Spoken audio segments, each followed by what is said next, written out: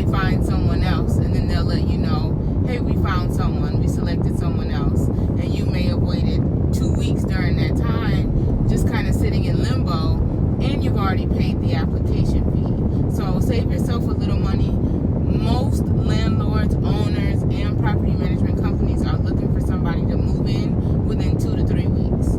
If you're further out than that, they're most likely just going to hold your app or ask you for an additional deposit or an additional amount of money to cover that time until you can move in. So your lease may say that you're moving in July 15th, even though you're not truly moving in until August 1st, and you may have to pay an extra half month of rent to cover that time, even though you won't be there. So you could be looking too early, and if you've already paid the application fee, it sucks finding out later that they weren't going to pick your application anyways. So number 2 is credit score.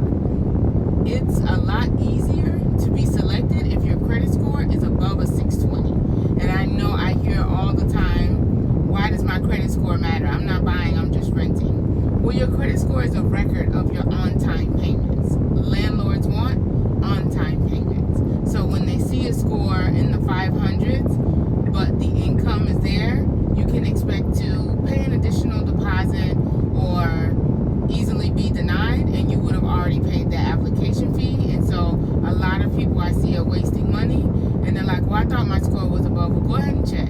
Like, look at your bank or your credit card statement. A lot of times it shows it every month where your current credit score is. If it's not above a 620, or some say above a 600, it makes it kind of tough, and you will find yourself wasting money on applications. And then number 3 is your rental history.